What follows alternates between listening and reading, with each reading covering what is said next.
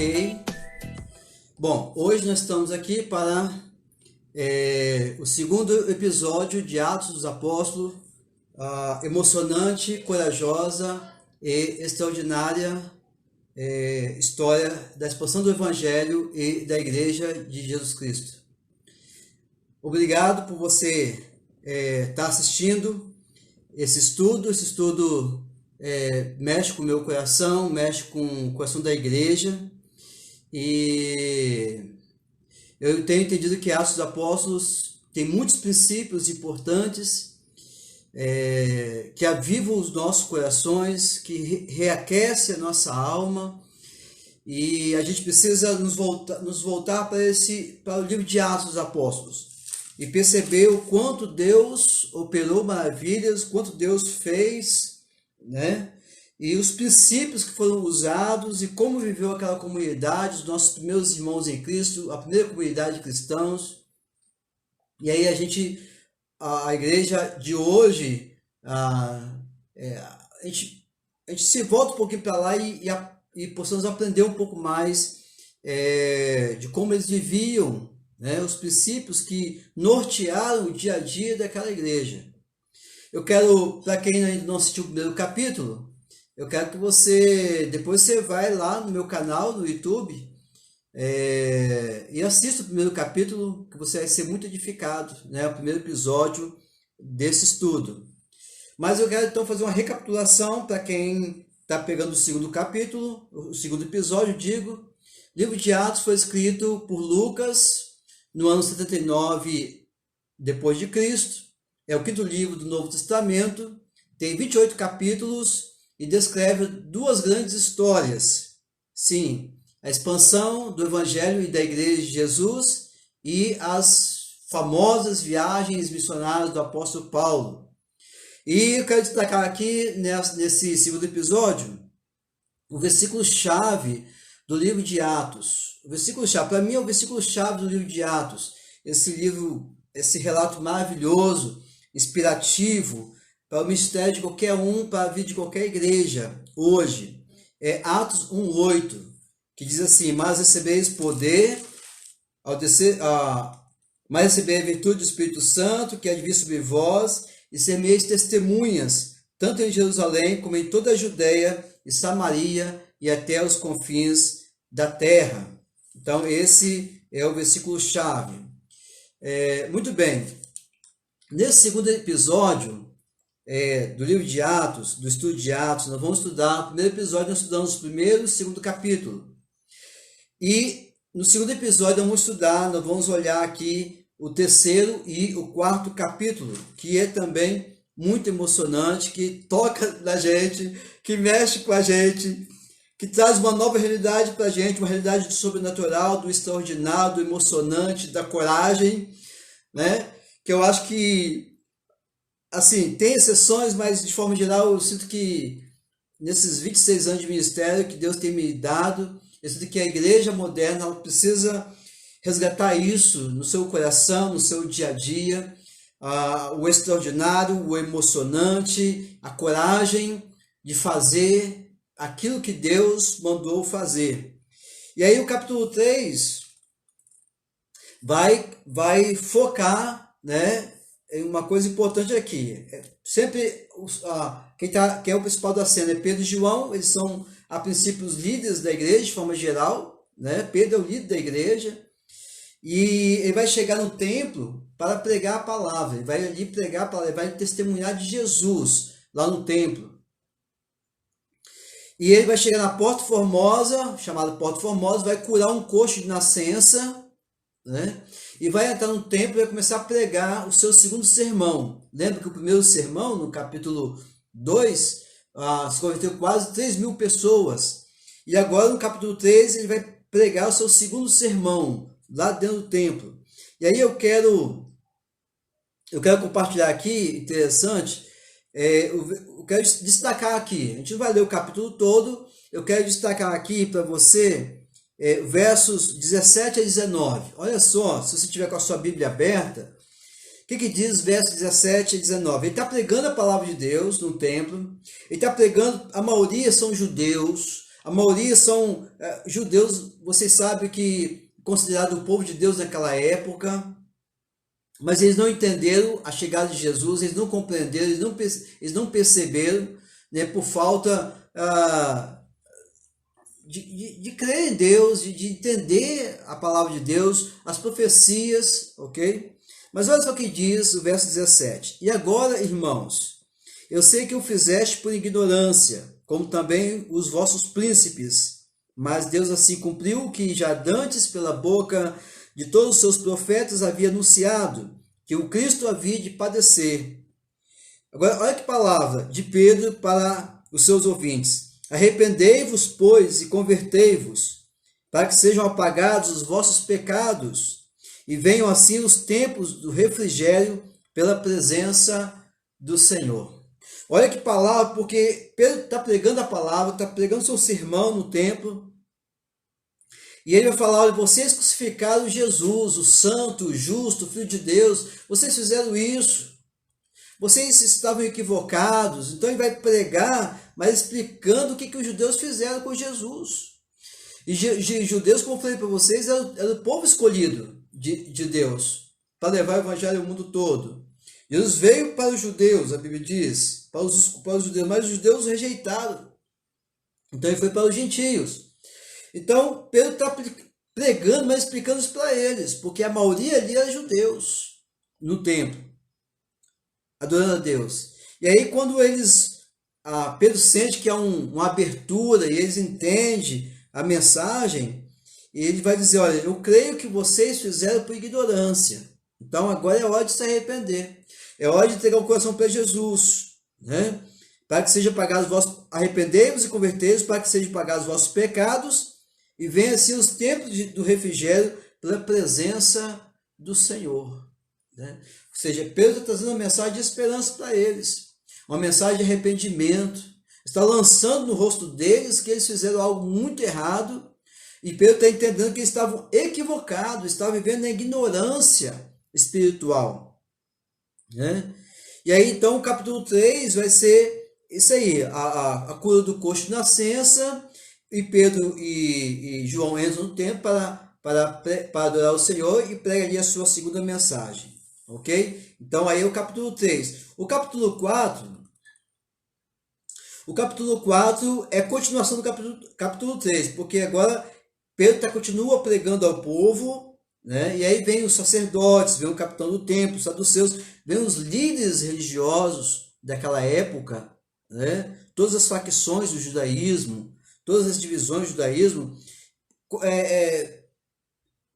não aceitando a palavra de Pedro, estão enciumados, porque Pedro está fazendo discípulo, Pedro está curando, Pedro e João, a igreja, o cristianismo está crescendo, e os judeus, eles mataram Jesus por inveja, porque Jesus estava juntando multidões, e eles estavam sentindo que estavam perdendo o controle da situação, né? O domínio sobre o povo, ok?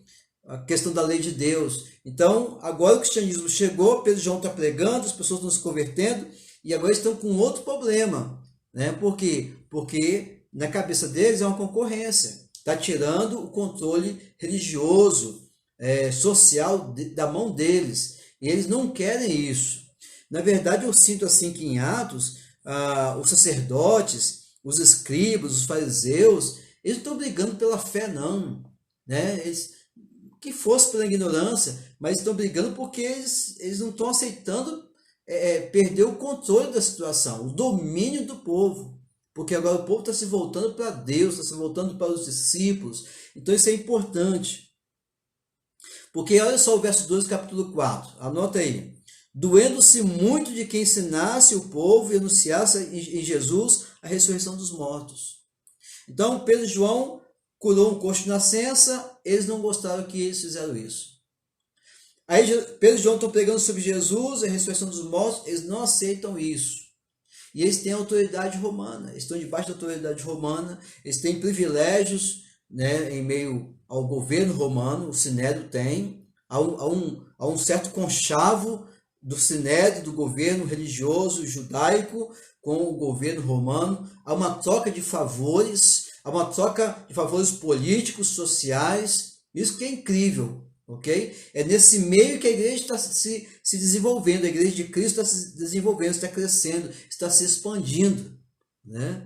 E o que eu vejo aqui é que muitas vezes nós estamos dentro desse contexto, um contexto de liderança, muitas vezes, em todas as áreas, em todos os níveis, liderança religiosa com conchavo com governos, né? E aí existe toda uma estrutura já preparada, e aí quando o evangelho vem e vai libertando as pessoas, né? Vão levando as pessoas, e aí sempre alguém se levanta para impedir a pregação do evangelho. E aí, aqui que vem interessante, no verso 4, do capítulo 4, diz assim, muitos porém, assim, no verso 3, e lançaram mão deles e o encerraram na prisão até o dia seguinte. Então eles são presos por dois motivos. Primeiro, porque eles curaram um coxo. Olha só que absurdo, um coxo de nascença. E segundo, porque eles pregavam a Jesus ressurreto e praticamente também pregavam a ressurreição dos mortos. Então eles são presos, né?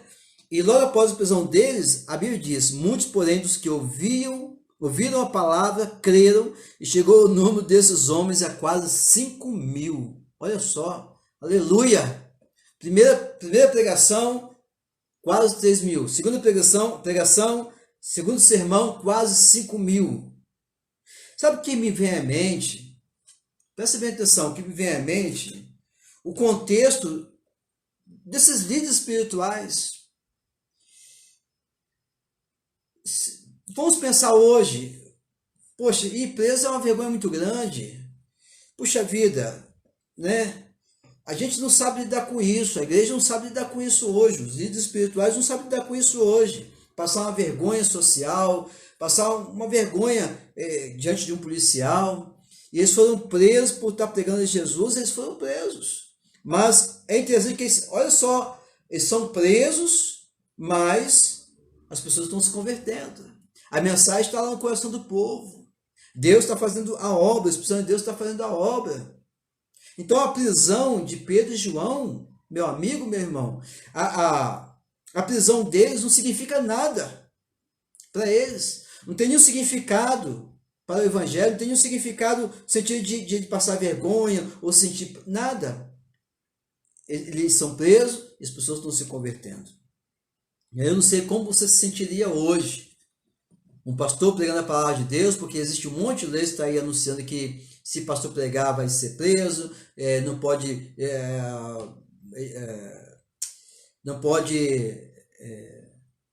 tratar de um membro, né? Porque ele entra na justiça e você pode ser preso, a igreja vai ser na justiça. Então a gente está pisando em ovos, está todo mundo com medo. Hoje nós somos uma igreja que tem medo, que está tateando, né? Porque está se esbarrando em leis aqui, leis ali, e nós talvez não estamos focados tanto em Deus, no poder de Deus, no sobrenatural, né? Estamos focados muito nessa terra. O que os homens estão fazendo para nos impedir de fazer o que tem que ser feito? E aí nós estamos como que andando um pouco mais devagar. Talvez a gente não está com tanta ousadia, igual Pedro e João, com tanta ousadia como a igreja, tanta oração com a igreja daquela época. E aqui diz que primeiro foi quase 3.000, agora quase 5.000, e mesmo diante, vamos dizer assim, escândalos sociais, puxa vida, Pedro e João foram presos. Né? Hoje se fala assim, o pastor e o auxiliar foram presos, né? Porque está pregando o evangelho, pregando a Bíblia. A pessoa, nossa, que vergonha, nossa vida, que vergonha, o que meus pais vão dizer, o que fulano vai dizer. Aqui não, a igreja não está preocupada com isso, está preocupada em pregar o evangelho. Não está preocupado com o social, como vai ficar direitinho, como vai se ajeitar as coisas. A igreja está preocupada em fazer a vontade de Deus. Os religiões estão preocupados em fazer a vontade de Deus e pregar a palavra.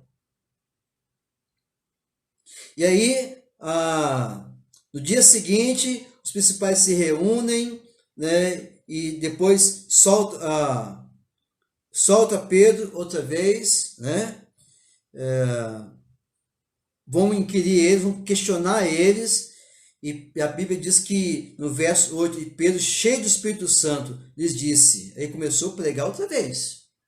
Começou a pregar a palavra outra vez. Deu oportunidade, mesmo em meio àquela pressão toda, começou a pregar outra vez, porque ele está cheio do Espírito Santo de Deus. Só tem coragem de pregar, só tem ousadia quem está cheio do Espírito Santo de Deus.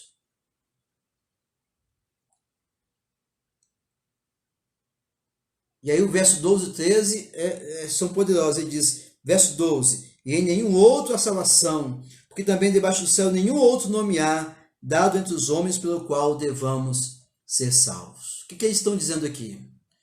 Os judeus confiavam muito em Abraão e em Moisés, que foram grandes homens de Deus do passado, mas estavam se apegando como amuleto, né? E tudo para eles era Abraão e Moisés, Abraão e Moisés, Abraão e Moisés, e que eles não precisavam de mais nada. E também já viu também outras religiões, né, com outros salvadores, com outras referências. Então, Pedro e João dão uma palavra aqui importante, dizendo o seguinte, não há nenhum outro mediador entre Deus e os homens, não há outro caminho, não há outra ponte, não há outro nome poderoso pelo qual devamos ser salvos, senão o nome de Jesus. Só Jesus pode salvar. Lá em João 14, 6, Jesus vai dizer, eu sou o caminho, a verdade e a vida. Ninguém vem ao Pai, senão por mim. Em nenhum outro há salvação, em nenhum outro. Não tem nenhuma outra pessoa que vai interceder por você diante de Deus. A Bíblia diz que Jesus é o nosso advogado ao lado do Pai. Você precisa fazer as suas orações, você precisa clamar ao Senhor em nome de Jesus, porque é o nome de Jesus que tem poder. Foi Cristo que morreu na cruz por você, foi Cristo que sofreu por você, foi Cristo que ressuscitou por você. Então em nenhum outro há salvação, porque também debaixo do céu nenhum outro nome há dado entre os homens, pelo qual devamos ser salvos, a não ser Jesus. Eu não sei como você faz as suas orações a Deus, mas a oração deve ser feita somente a Deus, o Deus Criador, e mais ninguém. E quando termina a sua oração, você faz confiar no nome de Jesus, e mais ninguém, porque foi Jesus, este é o nome, ele que veio como promessa da palavra de Deus, morreu por você, sofreu por você e por mim, e ao terceiro dia ressuscitou. Subiu aos céus e disse, eu vou, mas vou preparar lugar para vocês e vou voltar para buscá-los, para que onde eu estiver, vocês estejais também. Então você tem que estar preparado para ir para o céu, quando Cristo vier buscar a sua igreja. Agora lembrar que só Ele é o caminho para o céu. Só Ele é o único intercessor entre nós e Deus. É importante. Então Pedro está dizendo isso. Em nenhum outro há salvação. Abraão foi um servo de Deus, mas Abraão não salva. Moisés foi um grande homem de Deus, mas Moisés não salva. A salvação vem pela fé em Cristo Jesus. Um outro versículo que Pedro com ousadia fala, que é o versículo 13, vai trabalhar outra questão. E aí eu quero te chamar muita atenção para isso, nesse capítulo 4 de Atos, quando Pedro e João estão perante o Sinédrio. O Sinédrio, para quem não sabe, é o governo judaico. O povo chamado povo de Deus daquela época, que se achava que estava certo.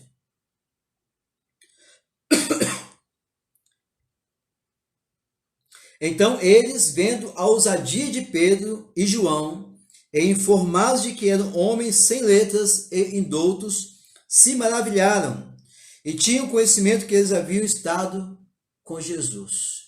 Para mim, esta é a chave. É a chave da ousadia. É o segredo da ousadia e da coragem e do extraordinário na vida de Pedro e João, os líderes da igreja naquele momento.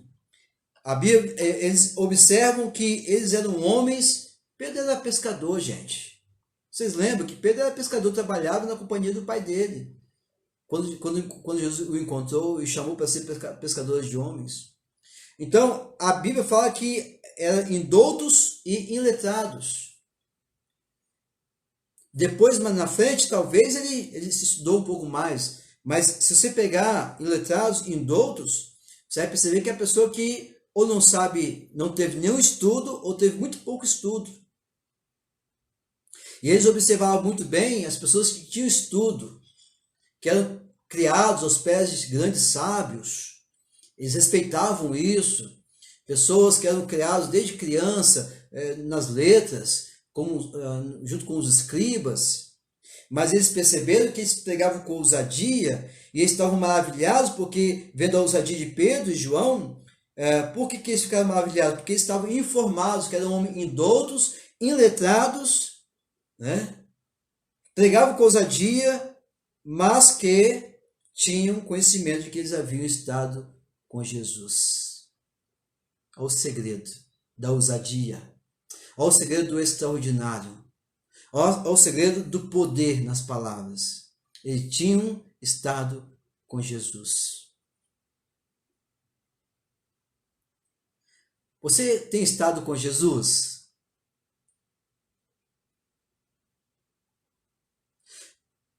Talvez você lê muitos livros, talvez você procure estar com grandes homens da sociedade hoje, com grandes autoridades, pessoas influentes. Mas será se você tem estado com Jesus? Você está sendo influenciado pelo Senhor Jesus? O seu ministério está sendo influenciado pelo Senhor Jesus? Porque a ousadia daqueles homens não era com base nos seus certificados, nos seus diplomas, não era com base, eles não tinham nenhuma referência, nenhum sábio da época, como Paulo tinha, foi criado aos pés de Gamaliel. A referência que aqueles homens tinham é que Pedro e João estavam maravilhados porque aqueles homens eram iletrados, eram indoutos, não tinham estudo para falar como falava, não tinha autoridade humana para falar como falava, mas falavam porque eles haviam estado com Jesus. É Jesus que dava para eles a autoridade. É Jesus que dava para eles a coragem, a ousadia, o poder de falar como falavam.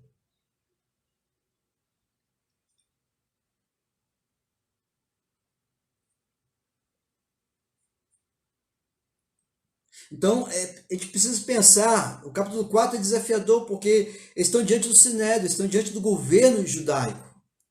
Eles já foram presos, depois foram trazidos de volta, estão sendo julgados. Né? E Pedro, a cada oportunidade, Pedro prega a palavra, fala, vocês mataram o justo, o Jesus Cristo. Olha, vocês erraram. E isso, cada vez que Pedro falava, isso deixava eles nervosos, deixava eles com sangue quente. Sabe o que eu penso? Olha só o que eu penso no estudo de Atos. Eu vejo hoje a igreja, com todo respeito aos pastores, a igreja cristã, evangélica, eu vejo hoje a igreja muito polida, muito moldada ao contexto deste mundo. Tá tudo muito certinho junto aos governos, tudo bem encaixado dentro das leis. Não que isso seja ruim, não. A questão é que nós não queremos desencontros, nós não queremos mal-estar, nós não queremos passar vergonha, nós não queremos ter que bater de frente, nós queremos cair na graça do povo no mundo de hoje, a política da boa vizinhança. Eu quero estar bem com todo mundo. E aí, eu sinto falta, eu vejo que a falta na igreja hoje, a falta das coisas extraordinárias, a falta dos milagres, a falta do tremor de Deus em nossas vidas, né? Porque nós estamos nos moldando. Pedro e João não aceitam. O Sinédrio tenta moldá-los a uma pressão social, a uma pressão religiosa, para que eles parem, calem a boca. E eles não são homens, parece que eles não são homens polidos. Porque eles têm resposta na ponta da língua. Dizem, nós não podemos. Vocês mataram o justo. Vocês erraram. Foi por ignorância, tudo bem. Mas vocês erraram, vocês precisam se arrepender. E diz a palavra exata, em nenhum outro há salvação, só em Jesus. É interessante quando as pessoas olham para nós e percebem que quando você está pregando, está falando, está vivendo, pessoas percebem que você é uma pessoa que tem andado com Jesus. Você tem estado com Jesus. A tua palavra é uma palavra de autoridade, de ousadia, de coragem.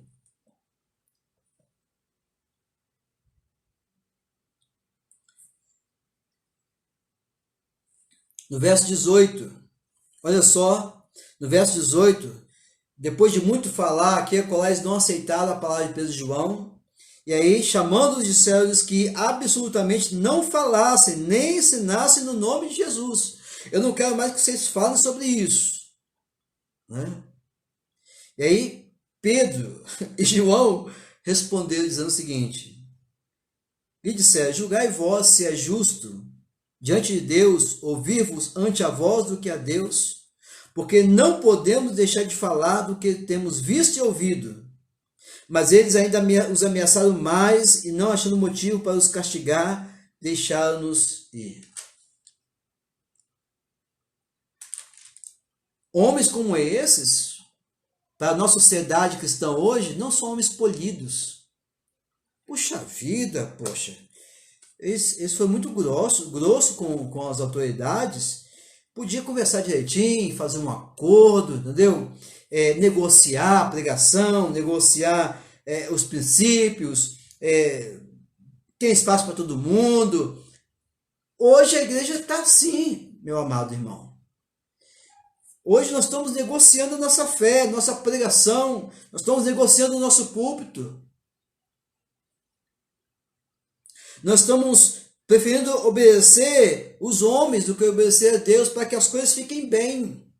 Nós não estamos caindo na graça, nós estamos criando um ambiente favorável para nós.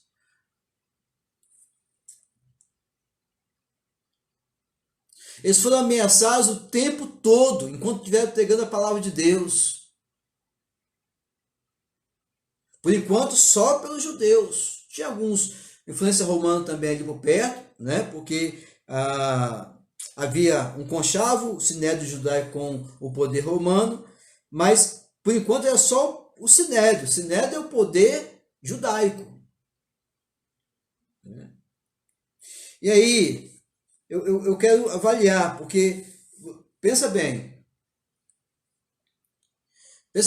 a espoliação que você passa na sociedade,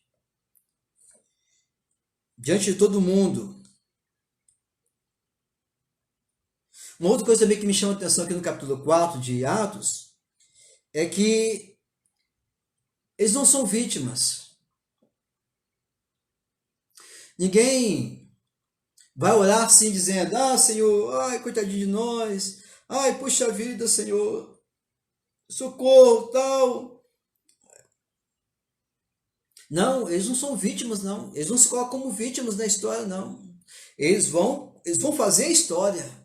Eles vão comandar a história. Eles vão dar o tom da história. Eles vão cumprir a vontade de Deus.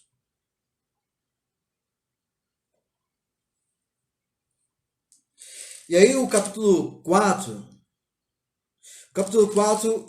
esse texto aqui, depois das ameaças, então Pedro e João voltam junto à igreja, compartilha com eles tudo o que aconteceu com ele, junto ao sinédrio, como eles foram maltratados, castigados, presos, tudo que tinha acontecido.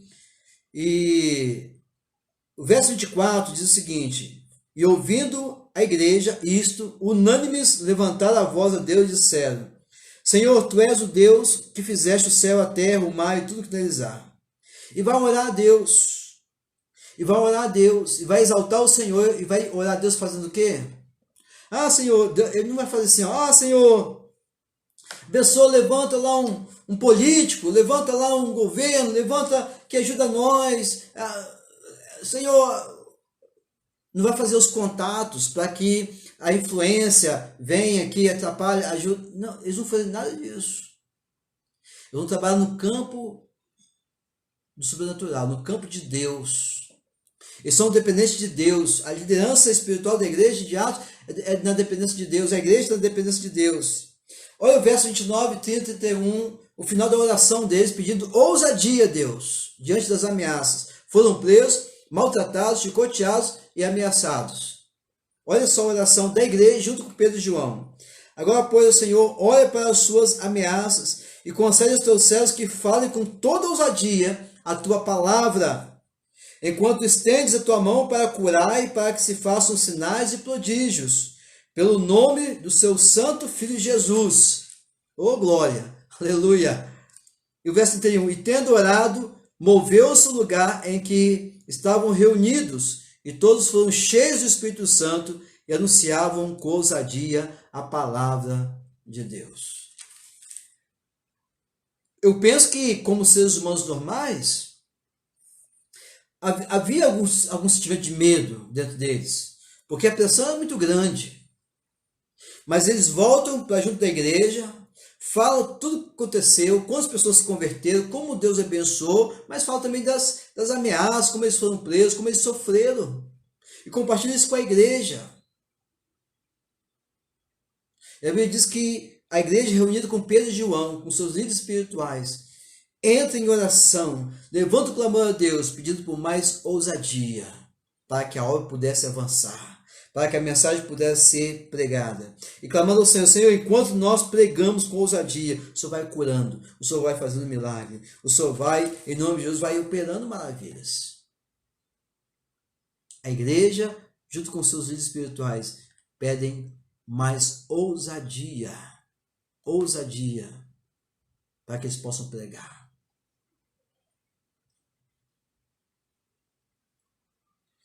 Qual foi a última vez, meu amigo, que você pediu ousadia a Deus para que você pudesse pregar o que tem que pregar na igreja, ou num culto, ou para um colega de trabalho? Qual foi a última vez que você orou a Deus pedindo ousadia, coragem para falar as coisas que Deus pediu para você falar para o seu parente, que ainda não tem Cristo no coração, está enganado?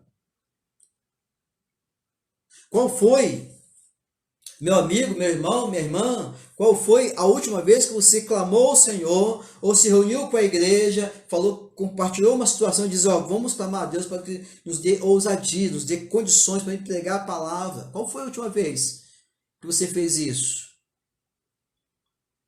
Mas talvez foi fácil para você dizer o seguinte, eu tentei testemunhar, pelo menos minha parte, né?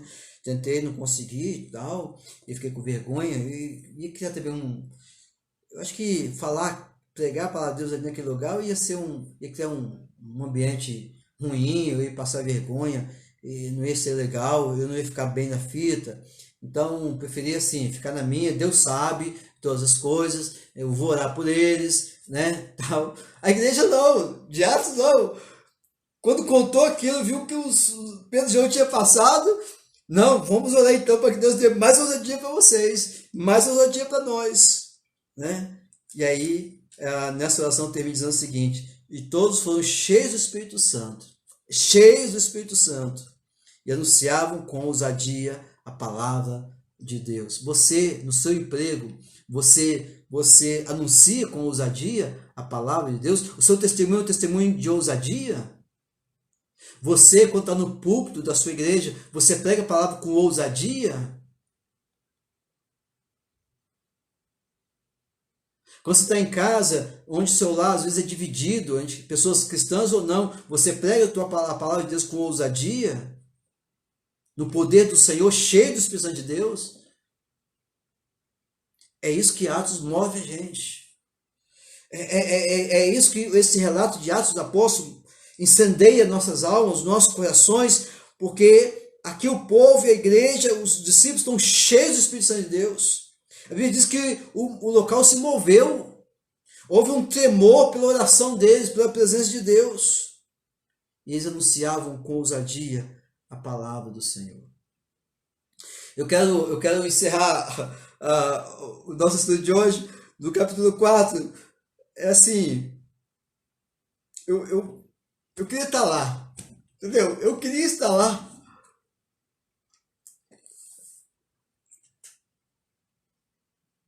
Mas melhor do que isso, Jesus está aqui.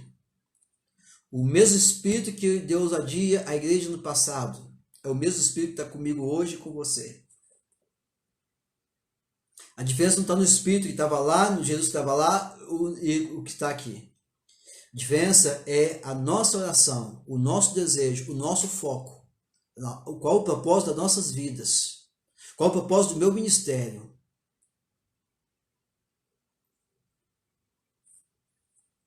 Há uma palavra lá mais na frente que nós vamos encontrar dizendo o seguinte: estes que têm alvoroçado o mundo chegaram até aqui. O mundo ficava, a sociedade ficava atônita. Por quê? Porque quando chegava o evangelho, chegavam os evangelistas, chegava a igreja de Cristo Jesus, fazia um alvoroço, sacudia, mexia, incomodava. A igreja de hoje não incomoda. A igreja de hoje está em comunhão com o mundo. Mas eu quero encerrar o capítulo 4, né? Aqui Lucas vai descrever aqui, depois de escrever que a igreja ora por mais ousadia para pregar a palavra, e todos estavam cheios do Espírito Santo, Lucas vai continuar escrevendo mais algumas características dos primeiros cristãos, da primeira comunidade dos nossos primeiros irmãos em Cristo, no verso 32 e 37, e assim vai encerrar o capítulo 4. Lá no capítulo 2, se você perceber, depois das primeiras conversões, no verso 42, vai descrever, né, nós já passamos por isso, características da primeira comunidade de cristãos, dos nossos primeiros irmãos. E aqui no capítulo 4, como já houve também quase 5.000 conversões, homens, né, aqui não relata mulheres e crianças, talvez até um pouco mais, então Lucas vai descrever novamente a cena de pessoas se convertendo, vindo para a igreja, e como era a atitude dessas pessoas, os líderes e toda a igreja, como estava acontecendo. Porque é um movimento muito grande, um movimento social muito grande, né? E como que a igreja estava lidando com isso. E aí eu quero encerrar com essa palavra aqui. Olha aí no verso 32. Diz assim: e era o coração, uma alma da multidão dos que criam. E ninguém dizia que coisa alguma do que possuía era sua própria, mas todas as coisas lhe eram comuns. E os apóstolos davam com grande poder testemunho da ressurreição do Senhor Jesus, e em todos eles havia uma abundante graça. Não havia, pois, entre eles necessidade algum, porque todos que possuíam uma herança, uma herdade, uma fazenda ou casas, vendendo-as, traziam o preço do que fora vendido e depositavam aos pés dos líderes espirituais, aos pés dos apóstolos. E repartia-se por cada um, segundo a necessidade que cada um tinha. E aí vai dizer o exemplo de Barnabé, que tinha um terreno, né? E ele vendeu e colocou todo o valor aos pés dos apóstolos.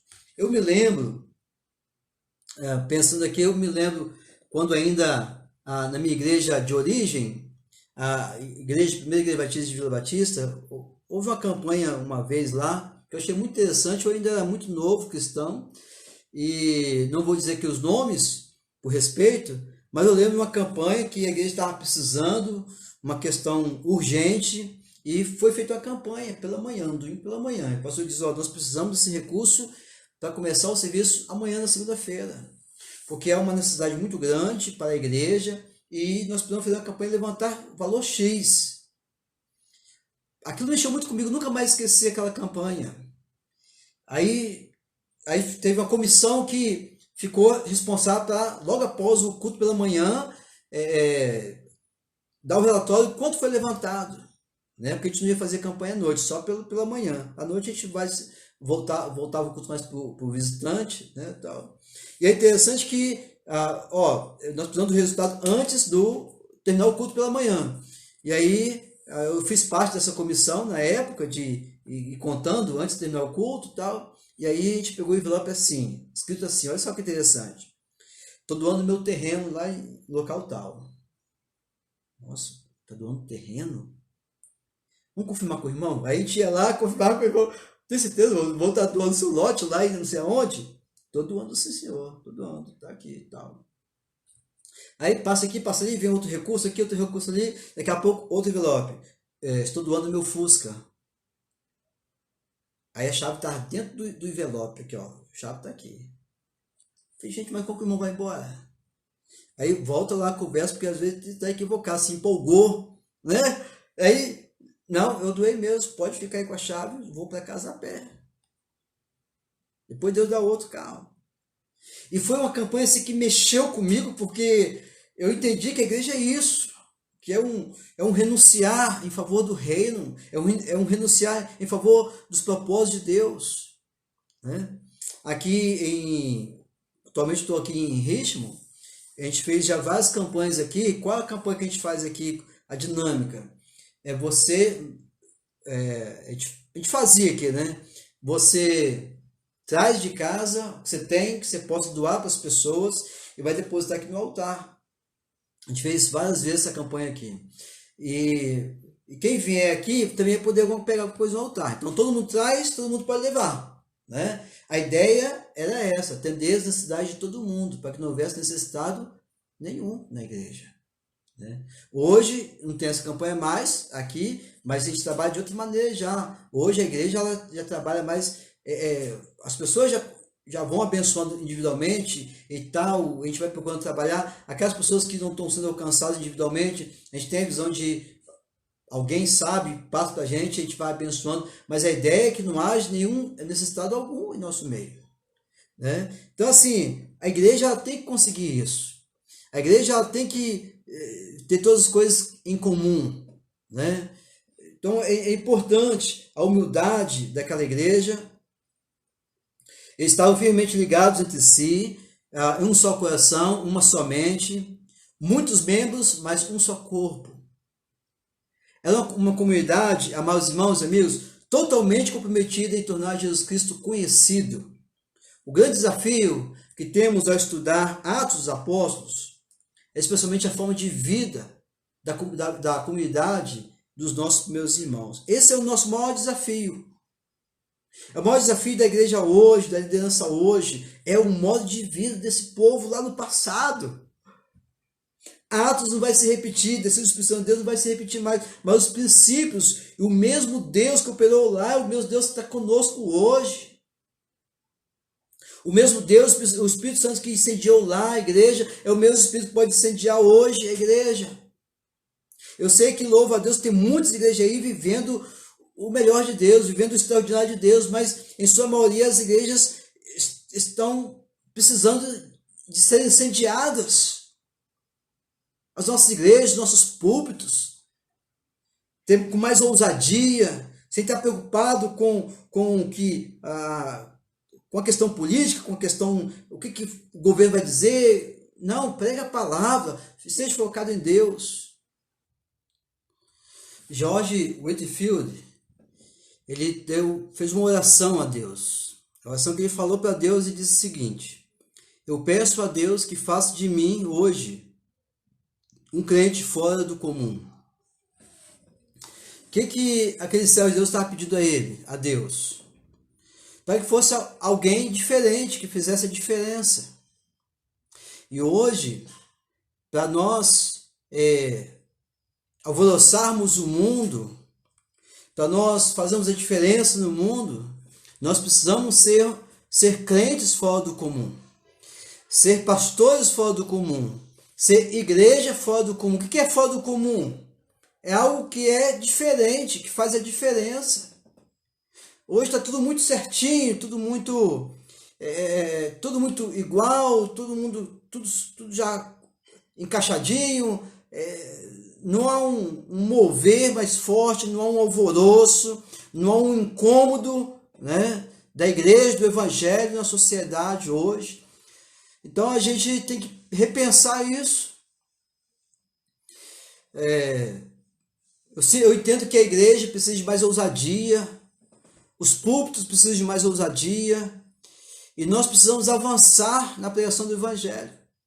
A igreja ela não pode se adequar e se moldar a este mundo. Nós precisamos fazer diferença. Nós precisamos ser igreja, sermos pastores, crentes, fora do comum.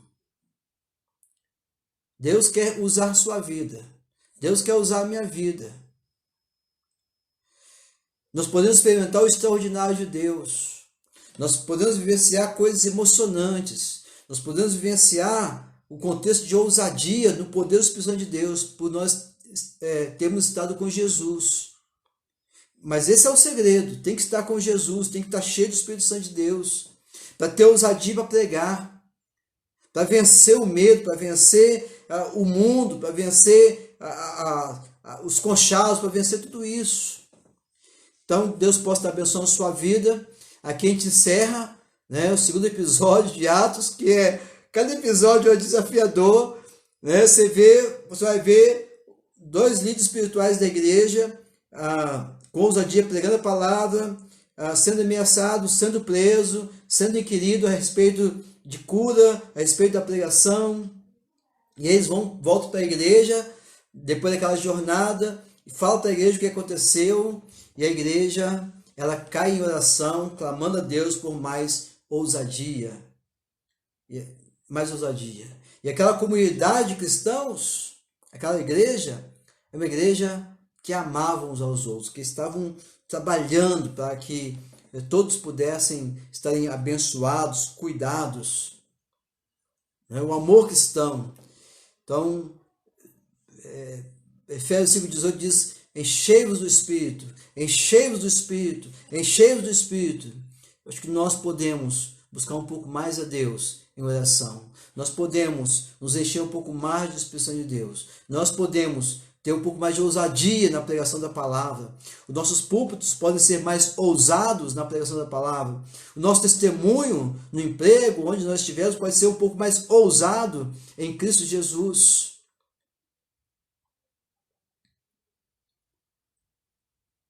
Vamos focar em Deus. Vamos ser pessoas fora do comum. Vamos fazer a diferença. Em nome de Jesus. Amém? Deus abençoe em nome de Jesus.